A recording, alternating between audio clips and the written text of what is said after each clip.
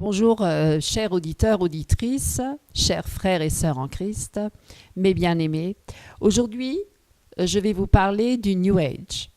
Qu'est-ce réellement le New Age? Et dans une prochaine vidéo, bien sûr, je vous parlerai des ravages du New Age au sein de nos églises. Alors, avant de commencer de vous parler du New Age, avant de vous définir celui-ci, je voudrais vous lire un passage dans la Bible. Alors, si vous voulez, si vous avez une Bible chez vous, prenez avec moi. Alors, moi, j'ai l'écrit là. Prenez avec moi. Éphésiens, chapitre 5, verset 11. « Et ne prenez point part aux œuvres infructueuses des ténèbres, mais plutôt condamnez-les. » Je répète. « Et ne prenez point part aux œuvres infructueuses des ténèbres, mais plutôt condamnez-les. » Alors, je vais encore vous inviter à prendre un autre passage dans la Bible. Alors, prenez avec moi Psaume 119, versets 103 à 105. Alors, je lis. « Que tes paroles sont douces à mon palais, plus que le miel à ma bouche. Par tes ordonnances, je deviens intelligent. Aussi, je hais toute voix de mensonge. Ta parole est une lampe à mes pieds et une lumière sur mon sentier. » Alors, mes amis, Dieu n'est pas dans tout le monde, comme le prétend le New Age, parce que la Bible dit que ceux qui connaissent le Christ ont Dieu en eux. Pour vous, vous ne vivez pas selon la chair, mais selon l'esprit. Il est dit dans Romains 8, chapitre 8, verset 9. Pour vous, vous ne vivez pas selon la chair, mais selon l'esprit, si du moins l'esprit de Dieu habite en vous. C'est bien précisé. Si du moins l'esprit de Dieu habite en vous. Si quelqu'un n'a pas l'esprit de Christ, il ne lui appartient pas. Parce que, bien évidemment, le New Age dit que Dieu, c'est une force d'énergie impersonnelle. Et les gens ne sont pas Dieu dans le cadre de cette force énergétique. Le mysticisme quantique et le nouvel âge sont totalement opposés à la Bible. Dans la pensée du nouvel âge, l'univers est un océan d'énergie. Alors vu comme un tout unique ou un réseau de relations.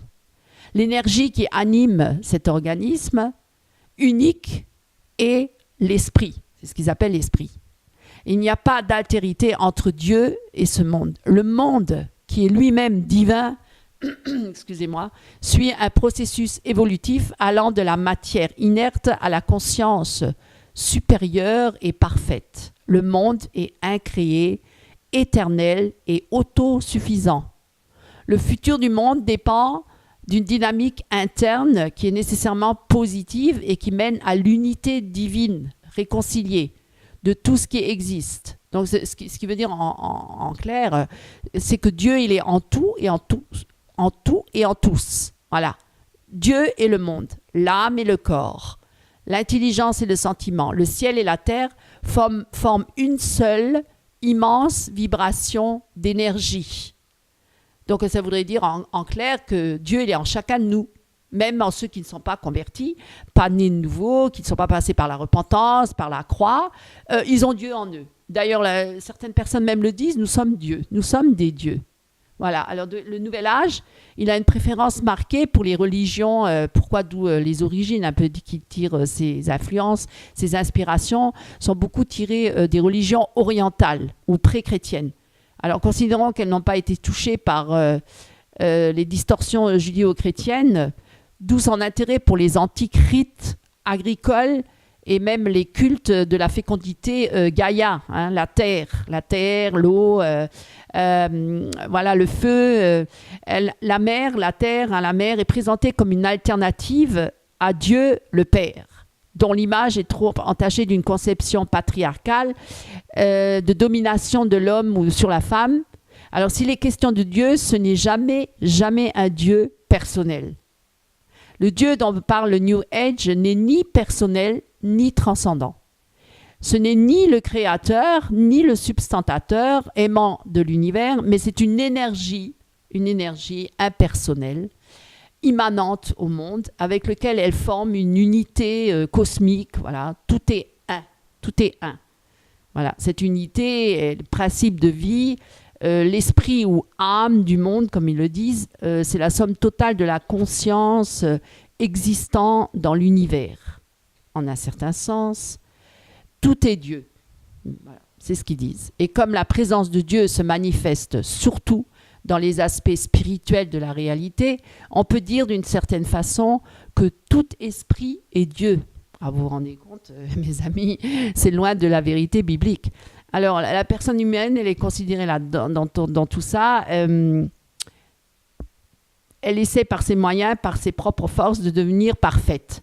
Alors, le nouvel âge, il croit fermement dans cette perfectibilité de la personne humaine au moyen d'un large éventail de techniques et de thérapies, par opposition à la conception chrétienne de la coopération avec la grâce divine, parce que sans Jésus, sans Dieu, nous sommes perdus.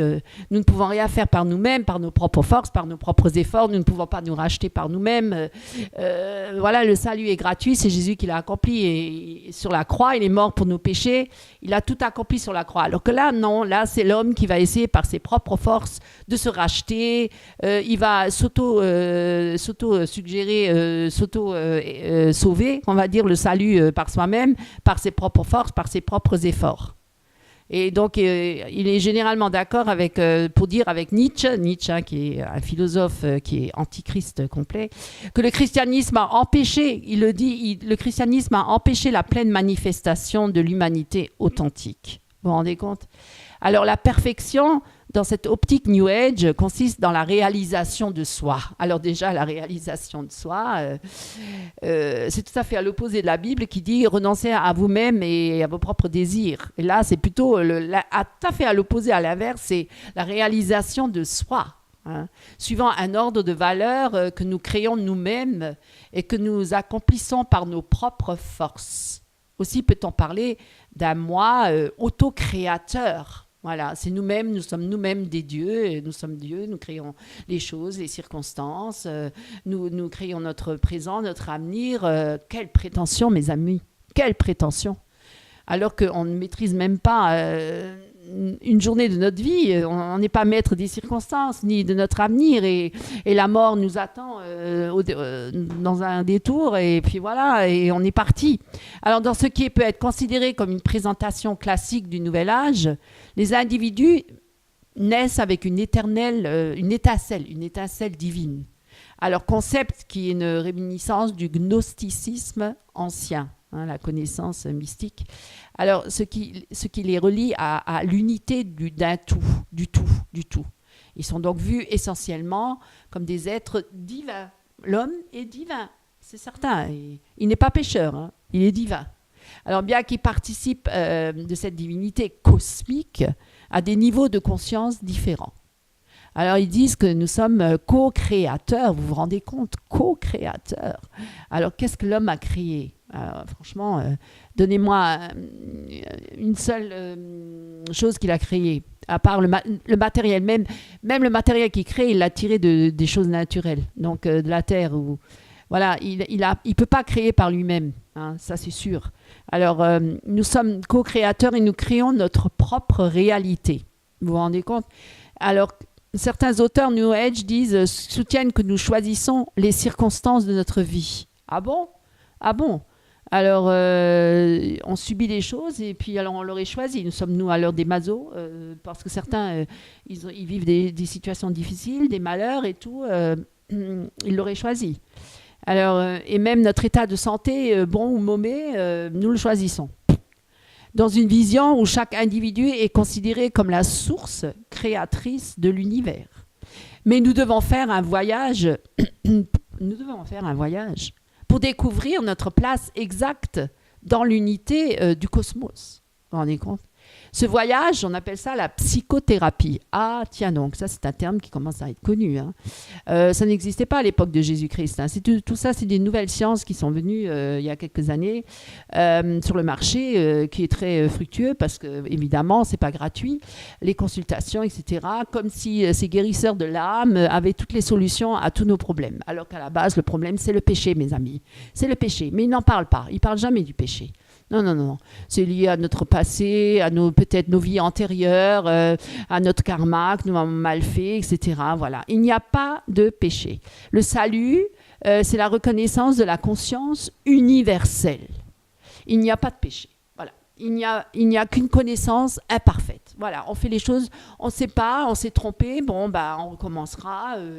Il n'y a pas de culpabilité. Alors, l'identité de chaque être humain est diluée dans l'être universel et dans la série des incarnations successives. Voilà, oui, il croit en la réincarnation. Ça veut dire que c'est des vies successives, voilà, suivant le bien et le mal qu'on aurait fait. Mais est-ce que ça ne vous rappelle pas quelque chose, mes amis, ça? Est-ce que ce n'est pas un peu lié avec les religions hindouistes? Voilà. Alors, les individus sont soumis à l'influence déterminante des astres, mais peuvent s'ouvrir à la divinité qui vit en eux. Vous vous rendez compte? La divinité vit en nous, alors à travers la recherche constante, donc il faut faire une exploration interne, rentrer en soi, faire le vide en soi, tout ça. Enfin, toute une technique. Alors on met énormément de techniques sur le marché appropriées pour avoir une plus grande harmonie entre le moi et l'énergie cosmique divine. Alors là, c'est pas renoncer à son moi, au contraire, c'est encore plus l'amplifier et le mettre en avant et glorifier le moi. Point n'est besoin de révélation. Il n'y a pas besoin de révélation du Seigneur, du salut venant de l'extérieur. Non.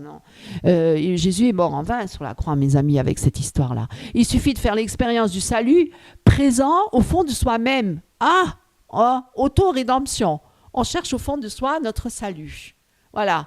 Alors, on a quelque part un Jésus en nous, c'est un Jésus cosmique, mystique, c'est pas du tout le Jésus de la Bible, c'est le Jésus New Age, voilà, parce qu'il existe. Et grâce on l'acquiert, on arrive à acquérir et à rencontrer et à trouver ce salut au fond de soi, grâce à à la maîtrise des techniques psychophysiques menant à l'illumination définitive. L'illumination. Ça vous dit pas quelque chose, tout ça? Illumination, Illuminati? Ou Lucifer n'est-il pas l'ange de la lumière? Enfin bref, essayez de voir un petit peu. Alors, elle représente le point de départ, toutes ces techniques de processus. Voilà, donc vous vous rendez compte, il faut faire beaucoup d'efforts. C'est pas gagné d'entrée. Il faut en un long chemin là.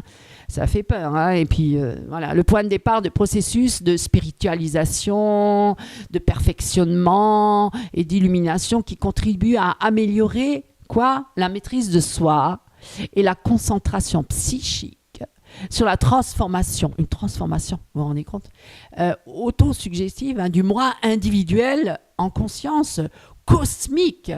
Voilà, pour être plongé dans le cosmos et devenir un avec cette unité cosmique.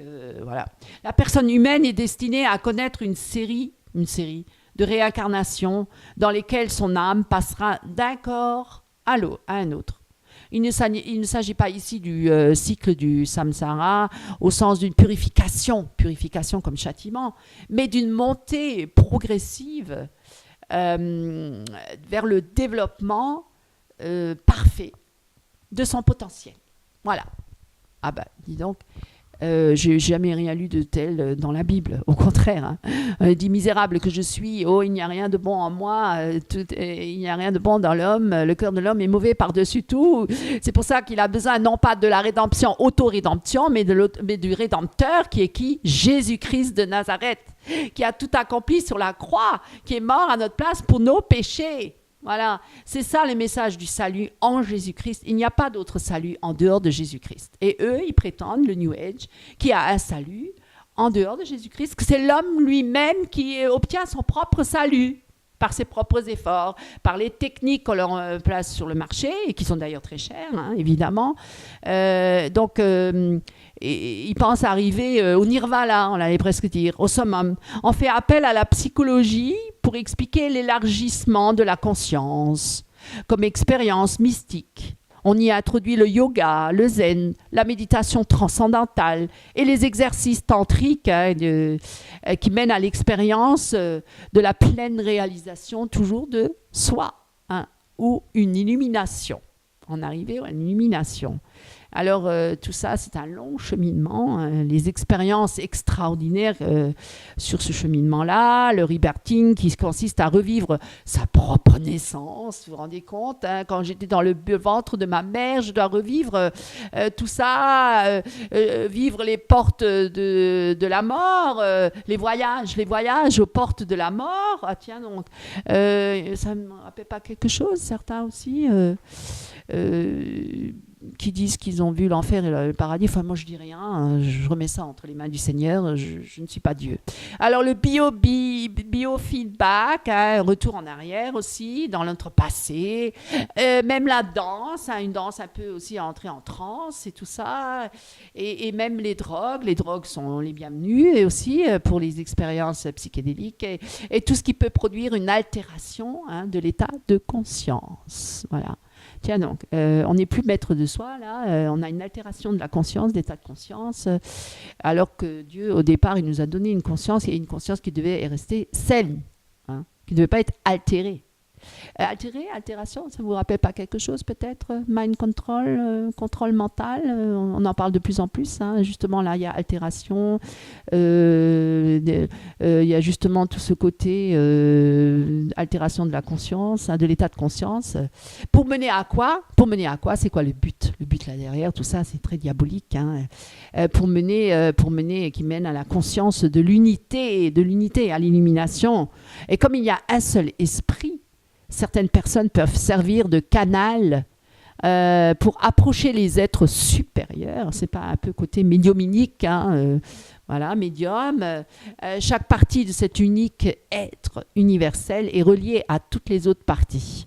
Alors l'approche classique du nouvel âge est celle de la psychologie transpersonnelle, dont les principaux concepts sont l'esprit universel, hein, on retrouve toujours l'esprit universel, le moi, mais le moi très élevé, le moi supérieur. Alors que dans la Bible, on dit que Dieu résiste aux orgueilleux. N'est-ce pas le péché de Satan, le moi, hein, qui s'est mis en avant, qui a dit qu'il voulait même être Dieu, au-dessus de Dieu, et justement qui prône beaucoup le moi, et qui pousse les gens justement à élever beaucoup le moi, le culte de la personnalité, tout ça. Est-ce qu'on ne retrouve pas tout ça dans la société? Et aussi même dans les églises, mes amis. Alors le moi supérieur, l'inconscient collectif. Alors là, on est plongés ensemble, on est tous un, que les hommes ils aient péché ou pas péché, on est tous mélangés, on est tous dans l'inconscient collectif. C'est très dangereux tout ça, mes amis. Et ou personnel, et l'ego individuel, hein, qui est donc glorifié. Alors le moi supérieur, qui est notre véritable identité, jette un pont entre Dieu comme intelligence, hein, divine et l'humanité. Voilà. Donc le développement spirituel, avant toute chose, et ce contact avec le moi supérieur qui permet de dépasser toute forme de dualisme entre sujet et objet, hein, entre le mal et le bien, la vie et la mort, le psyché, le soma, moi et aspect fragmentaire du moi. Notre personnalité qui est limitée est comme une ombre ou un rêve projeté par le moi authentique. Voilà. Donc là, ce n'est pas le vrai moi que j'ai là. J'ai un moi qui est supérieur et qui est mon vrai moi, le moi authentique. Vous vous rendez compte? Alors le moi supérieur, et je dois aboutir à cela. Donc je dois faire beaucoup d'efforts, je dois passer par beaucoup de pratiques pour aboutir à ce moi supérieur, ce moi qui arrive à l'illumination, qui arrive à se plonger dans l'être cosmique supérieur et vivre dans cette béatitude, hein, comme certains disent, cette osmose. Hein, certains disent, on a une osmose ensemble. On connaît des termes comme ça, hein, c'est un peu lié avec le New Age, mes amis. Alors le moi supérieur contient le souvenir des réincarnations précédentes. Ah, Voilà, donc c'est l'histoire du passé, alors que Jésus a dit, votre passé, le passé est mort, il est derrière vous, parce qu'on s'est repenti de nos péchés, et on n'a pas une deuxième vie, une troisième vie, on n'est pas dans la réincarnation, on n'a qu'une seule vie, et cette vie-là, et après la mort arrive, et puis après la mort, il y a le jugement, mes amis. Il n'y a pas de réincarnation. C'est ce qu'ils disent, donc c'est pas grave si je pêche aujourd'hui. Donc si je pêche aujourd'hui, c'est pas grave. J'aurai une deuxième vie, une troisième, je pourrai me rattraper plus tard dans une autre vie. Je me réincarnerai et puis voilà, je ferai mon karma plus tard. Là, pour l'instant, je fais ce que je veux. Même si je pêche, c'est pas grave. De toute façon, il n'y a pas de notion de péché. On n'a pas la conscience du péché. Puisqu'on doit arriver au moi supérieur qui a cette conscience. Peut-être du péché, peut-être pas. Mais en tout cas, dans cette conscience altérée, on ne sait pas. Donc, s'il est question de Dieu, ce n'est jamais un Dieu personnel. Il est toujours impersonnel. Le Dieu dont parle le New Age n'est ni personnel ni transcendant. Il n'est pas au plus haut des cieux, mais il est là, il est partout et on est tous plongés là. Mais les hindous aussi le disent, Dieu est en tout, même dans les animaux. C'est pour ça qu'ils disent que les vaches sont sacrées, les animaux sont sacrés et ils croient en la réincarnation. Mais est-ce que ce n'est pas les origines de l'hindouisme, tout ça? Mes amis, ça vient des Indes. Alors ce n'est ni le créateur ni le sustentateur aimant de l'univers, mais une énergie impersonnelle, immanente au monde, avec lequel elle forme une unité cosmique. Toujours les mêmes termes, tout est un. Cette unité est moniste, panthéiste, ou plus exactement panenthéiste. Dieu est le principe de vie, l'esprit ou l'âme du monde. Il n'est pas personnel, ce n'est pas une personne, parce que voilà, il est impersonnel, il est l'âme du monde. Et la somme totale de la conscience existant dans l'univers. En un certain sens, surtout dans les aspects spirituels de la réalité, on peut dire d'une certaine façon que tout esprit est Dieu. Encore une fois, je le répète, je l'ai déjà répété. Alors, quand ces personnes humaines la reçoivent consciemment, l'énergie divine est souvent qualifiée aussi d'énergie christique. On parle de Christ là. Mais, comme je l'ai dit tout à l'heure déjà, et je le répète, le Christ dont il est question n'est pas le Jésus de Nazareth. Ce n'est pas le Jésus-Christ de Nazareth, de la Bible. Le Christ, le titre de Christ là, est donné à tout homme. En fait, c'est l'homme qui est Christ. Il est Christ. Il est Jésus. Vous avez déjà entendu ça? Je suis Jésus. Les faux Christ. Alors, il est donné à tout homme qui atteint un état de conscience dans lequel il perçoit sa propre divinité et peut donc se considérer comme un maître universel. Alors Jésus de Nazareth n'était pas le Christ, mais seulement un des nombreux, c'est ce qu'ils disent, un des nombreux personnages historiques en qui cette nature christique s'est révélée. Voilà pourquoi c'est dangereux, pourquoi je fais une introduction par rapport à ça. Parce que dans les églises, déjà, ça se répand de plus en plus. Et j'en parlerai dans une prochaine vidéo, les dangers justement de l'infiltration du New Age dans les églises, où justement, ils amènent un autre Jésus, un faux Jésus. Voilà, il s'est révélé. Donc, cet homme, Jésus, qui a eu donc cette conscience christique, s'est révélé comme Bouddha et d'autres encore aussi qui a eu l'illumination Bouddha. Alors toute manifestation historique du Christ montre clairement que les êtres humains sont tous célestes et divins et les mène à cette compréhension. Ah bon? Moi, ce que je lis dans la Bible, c'est que l'homme est naturel et charnel et que pour être céleste et divin, spirituel, on va dire, il faut qu'il naisse de nouveau. Il faut qu'il passe par la nouvelle naissance. Parce que la chair et le sang ne peuvent pas hériter du royaume de Dieu. Quand Jésus d'ailleurs l'a dit, je ne suis pas de ce monde, mon royaume n'est pas de ce monde. Et mes armes ne sont pas non plus charnelles, mais sont spirituelles. Et quand Nicodème avait dit, mais comment est-ce que je peux rentrer dans le royaume de Dieu? Faut-il que je rentre à nouveau dans le ventre de ma mère? Quand Jésus lui a dit, il faut que tu naisses de nouveau. Il a dit, non, il faut que tu naisses d'eau et d'esprit. C'est-à-dire la nouvelle naissance, c'est-à-dire reconnaître Jésus-Christ comme son Seigneur et Sauveur personnel, reconnaître qu'on est des pécheurs, mais ça c'est l'Esprit qui nous convainc de ça. Ça c'est l'Esprit, c'est Dieu qui attire les hommes à lui. C'est par le Saint-Esprit qu'on peut être convaincu de péché, de perdition et de salut. On ne peut pas passer par une autre voie. Toutes les autres voies mènent à la perdition. Le seul chemin qui mène au royaume de Dieu, c'est par Jésus-Christ. Il n'y a pas d'autre chemin. C'est Jésus-Christ qui a accompli l'œuvre. C'est lui qui a tout accompli. Et c'est pour ça d'ailleurs qu'il a dit, venez à moi et et déposez tous vos fardeaux et voilà, tous ceux qui sont fatigués et chargés, et je vous donnerai du repos, parce que le vrai repos, il est en Jésus-Christ. Il n'y aura pas besoin de faire toutes ces pratiques occultes, toutes ces manifestations, tous ces efforts physiques et spirituels incessantes qui nous n'amènent jamais au summum de ce qu'on désire et à la perfection, parce que l'homme n'est pas parfait, parce que l'homme est pécheur. Il n'arrivera jamais à la perfection. Il doit déjà lui-même se reconnaître qu'il est perdu et pauvre et misérable et qu'il est pécheur et qu'il doit plier le genou devant le Seigneur et reconnaître sa faiblesse, sa petitesse. Voilà, mais c'est ce que l'homme dans sa chair orgueilleuse ne veut pas reconnaître, son moi qui est là, qui revendique et qui ne veut pas reconnaître qu'il est perdu, qu'il est petit, qu'il est faible et qu'il est pécheur. Voilà, c'est ça. Donc celui qui vient à moi, je ne le rejetterai point, dit le Seigneur. Voilà, Dieu résiste aux orgueilleux, il fait grâce aux humbles, mes amis. Alors, le niveau de vie intérieure et personnelle, c'est-à-dire la vie psychique, vous voyez, auquel les êtres humains perçoivent cette énergie cosmique, donc c'est par le psychisme, divine, et eux, ils l'appellent comment? Mais, accrochez-vous, ils l'appellent Esprit Saint. Vous voyez la tromperie? L'Esprit Saint. Ils disent que c'est l'Esprit Saint, cette énergie cosmique. Alors, tiens, ça ne vous rappelle pas quelque chose? Toronto, tout ça, le réveil à Toronto, Pensacola, Esprit cosmique, le Saint-Rire, enfin bref, on en parlera peut-être dans une autre vidéo. Alors, Lovelock, dans son ouvrage sur l'hypothèse Gaïa, la Terre, dit que tout le spectre du vivant sur la Terre, des baleines aux virus, des chênes, les arbres, aux algues, peut être considéré comme formant une entité, vous vous rendez compte, une entité vivante cosmique. Waouh! Ça voudrait dire que Dieu, il est dans tout, là. C'est très hindou. Hein. Et capable de manipuler l'atmosphère terrestre pour subvenir à ses besoins généraux et doté de facultés et de pouvoirs bien supérieurs à ceux des parties qui la composent. Alors, pour certains, l'hypothèse Gaïa est une étrange synthèse d'individualisme et de collectivisme.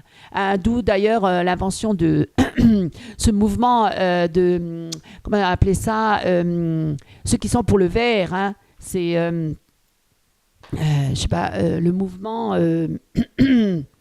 pour sauver la Terre. On en entend de plus en plus parler. Il faut sauver la Terre, notre bonne Terre, la Terre qui est souillée, qui est salie. Il faut s'occuper de la Terre. Non, mes amis, c'est pas écrit dans la Bible, tout ça. Alors tout se passe comme si le nouvel âge, après avoir séparé les individus au moyen de politiques sectorielles, avait hâte de les jeter dans le grand chaudron de la pensée globale. Le cerveau global. Il y a un cerveau pour tous. Vous vous rendez compte?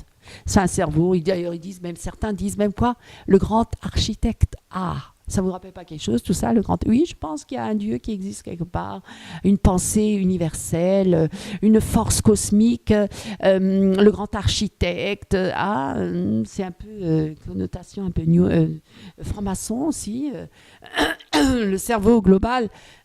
Excusez-moi, mes amis. Alors, a besoin d'institutions pour pouvoir gouverner. Autrement dit, il a besoin d'un gouvernement mondial. Ah, tiens, ça nous rappelle aussi quelque chose, tout ça. Alors, pour traiter les problèmes actuels, le nouvel âge rêve d'une aristocratie spirituelle, donc des surhommes. Hein. Il n'y a pas tout le monde qui va être appelé à ça. Hein. C'est une élite. C'est une petite minorité de gens qui arriveront à atteindre ce summum, mais pas les autres. Mais évidemment, bien sûr, une grande ségrégation, là, il n'y a pas tout le monde qui est invité. Alors, et ça, naturellement les plus riches, hein, ceux qui ont l'argent aussi. S'inspirant de la République de Platon, dirigée par qui? Par des sociétés secrètes. Cette façon de voir les choses est peut-être excessive, mais différents signes montrent que l'élitisme, oui, voilà, les élites gnostiques coïncident avec la gouvernance globale dans maintes questions de politique internationale. Tout dans l'univers est relié. En soi, chaque partie est une image de la totalité. Le tout est dans chaque chose, et chaque chose est dans le tout. Dans la grande chaîne des êtres, tous les êtres sont intimement liés. On n'est pas libre, hein. On est tous liés là, les uns avec les autres, ne formant qu'une seule famille. Oula, ouah, ça fait peur tout ça, hein, avec différents degrés d'évolution. Alors que Jésus avait dit, qui sont mes frères et mes sœurs, qui est ma famille? C'est ceux qui sont en Jésus-Christ, c'est-à-dire ceux qui ont accepté Jésus-Christ. Ah, moi, je ne peux pas dire que ma famille, c'est mon voisin, c'est tout le monde, c'est là dehors, on est tous famille, on est tous un, frères et sœurs. Ah non, non, non, non, non, non, non, non, non. Ça c'est faux. Ça c'est anti-biblique, mes amis. Anti-biblique. Alors, tous les êtres sont intimement liés, ne formant qu'une seule famille, avec différents degrés d'évolution. Chaque homme est un peu considéré comme un hologramme, une image en fait de la création, tout entière. C'est comme une illusion en fait alors, dont chaque élément vibre à sa propre fréquence. L'homme est un neurone du système nerveux central de la Terre. Et toutes les entités individuelles ont entre elles une relation de complémentarité. Voilà, on travaille tous pour la même cause, pour la bonne vieille Terre. En fait, il existe une complémentarité interne ou androgynie dans toute la création. Alors, mes amis, le New Age, il englobe un grand nombre de religions. C'est pour ça que je vous parle d'ailleurs, parce qu'il s'est répandu partout, qui diffèrent dans les pratiques selon les vocations, les sensibilités et les cultures. Il s'adapte à tout et à tous. Il est un peu comme un caméléon, hein. Il prend la couleur de l'endroit. Voilà. Mais qui, somme toute, délivrent un même mode de pensée, basé, alors maintenant je vais vous dire d'où viennent les origines, basé sur les enseignements de qui? Théosophiques de Helena Blavatsky. Voilà, une liste exhaustive, je vous parlerai tout à l'heure d'Helena Blavatsky, de l'ensemble des doctrines derrière lesquelles se cache en fait le New Age. Alors je peux vous en nommer quelques-uns, je ne peux pas tous vous les nommer, la liste est longue. Mais je vous en nomme quelques-uns comme les francs-maçons, la Kabbale, la Scientologie, The Secret, Mormon, Jésuites, les témoins de Jéhovah, le bouddhisme. Alors il y a certaines sectes que vous connaissez, qui sont très connues. Et le Krishna, Brahmin, Raélien, chamanisme, etc., etc. La liste est longue. Et je vous en parlerai avec plus de détails dans de prochaines vidéos d'ailleurs. Pour introduire certaines des doctrines New Age en Occident, ils se sont servis de ce qu'ils appellent les arts orientaux, tels que le yoga, le magnétisme, l'hypnose. Tout ça, c'est pratiqué dans les cabinets psychanalystes ou psychothérapie, etc. On utilise beaucoup de ces méthodes-là, l'hypnose, le magnétisme, le yoga, et même dans les églises. Je connais même des pasteurs qui pratiquent le yoga, mes amis, et qui incitent leurs ouailles à pratiquer le yoga, soi-disant pour avoir une meilleure concentration, pour entrer en meilleure relation avec le Seigneur. Mais quel Seigneur? Où est-ce que c'est écrit dans la Bible qu'il fallait pratiquer le yoga pour entrer en communion avec Christ? Nulle part. C'est encore une fausse doctrine, mes amis. Vous voyez la subtilité, la ruse? Alors, le magnétisme, l'acupuncture aussi, bien sûr, le chakra, et je vous en parlerai aussi en détail dans une prochaine vidéo. Je ne nie pas les vertus médicales de certaines pratiques, mais pas celles-ci, non. Non. Elles peuvent avoir un bon côté, mais c'est toujours dangereux. Il y a un bon côté, mais il y aura aussi un mauvais. Il y aura toujours les effets secondaires. Alors, mais par contre, elles servent également de vitrine. Pourquoi? De porte d'entrée du New Age, parce que ça, c'est que le départ, c'est que le début. Dans l'Occident matérialiste, très matérialiste. Voilà, subtilement, on essaie de s'infiltrer dans le monde occidental de cette manière-là. Parce que le monde occidental, il est beaucoup plus cartésien, matérialiste, et on ne peut pas tout de suite venir avec la grande spiritualité orientale. Alors, il faut bien passer par des détours. C'est ça la subtilité. C'est ça la ruse du serpent, mes amis. Alors, aux alentours de ces pratiques orientales, peut se cacher des prosélytistes du New Age. Eh oui, il faut ouvrir les yeux, il ne faut pas être des ignorants, qui prônent justement le partage, alors toujours des belles paroles, tout ce que chaque être humain aspire, et ce qui est d'ailleurs écrit dans la Bible. D'ailleurs, Jésus l'a dit lui-même, je suis la paix. On ne peut pas avoir la paix en dehors de Jésus-Christ. Alors eux, le New Age, il prétend qu'il peut amener la paix, sans passer par Jésus. Alors, qui prône justement le partage, la paix, la richesse pour tous. Oh, la richesse pour tous, vous vous rendez compte? Ah là là, quelle idéologie vraiment incroyable. idéaliste, hein, c'est très idéaliste, hein, c'est tellement utopique, hein, ça ne pourra jamais se réaliser parce que c'est même pas écrit dans la Bible. Hein. C'est même pas écrit dans la Bible, alors que la Bible, c'est notre référence par excellence, hein, de la vie sur la terre et de notre vie future dans le ciel. Donc, mes amis, référez-vous à la Bible. Lisez la Bible, tout est écrit là-dedans.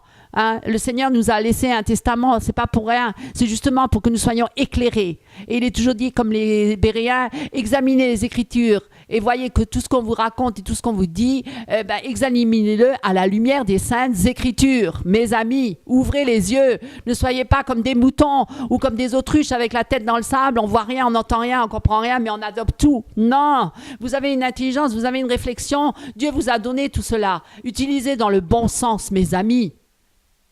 Ne soyez pas à suivre la foule hein, comme des moutons et à suivre un homme, un seul homme, un leader et puis au bout on va tous tomber dans le même trou et après on dira mais ouais mais pourquoi? Parce que le voisin il m'a dit mais non le Seigneur quand on comparaîtra devant lui il va dire mais non je t'ai donné l'occasion d'entendre le message du salut en Jésus-Christ. Si aujourd'hui vous entendez le message du salut en Jésus-Christ, n'endurcissez pas votre cœur et ne rejetez pas parce qu'aujourd'hui c'est le jour du salut mes amis. Voilà. Donc, alors qu'est-ce qu'on prône avec le New Age? Tout l'opposé de la Bible. Tout l'opposé de la Bible. Ça prône le partage, la paix, la richesse pour tous, l'amour et le sexe libre. Le sexe, tiens, le sexe, toujours le sexe. Mais le monde, il est complètement dans le sexe. Vous le voyez partout, tout est sexué, tout est sexuel. Même les publicités, les images, on fait c'est toujours à connotation sexuelle. Peu importe où on va, il y a toujours quelque part une femme nue ou une exposition de choses qui sont toujours à connotation sexuelle. Parce que Satan lui-même, il est très pervers sexuel, Baphomet, hein, avec le pénis et les seins. Voilà, je veux dire que lui, il est très dans la perversion là. Alors, que des choses dont manque l'Occident. Évidemment, les populations qui sont lassées, je parle des populations occidentales, hein, lassées et stressées par le rythme infernal de la vie, hein, et très souvent droguées à l'alcool, au cannabis ou aux drogues dures ou alors aux amphétamines hein, ou aux antidépresseurs parce que là, les Français sont des grands consommateurs d'antidépresseurs. Malheureusement, ça montre le mal-être qu'il y a dans les cœurs, dans les âmes, le mal-être de cette terre, le mal-être des gens.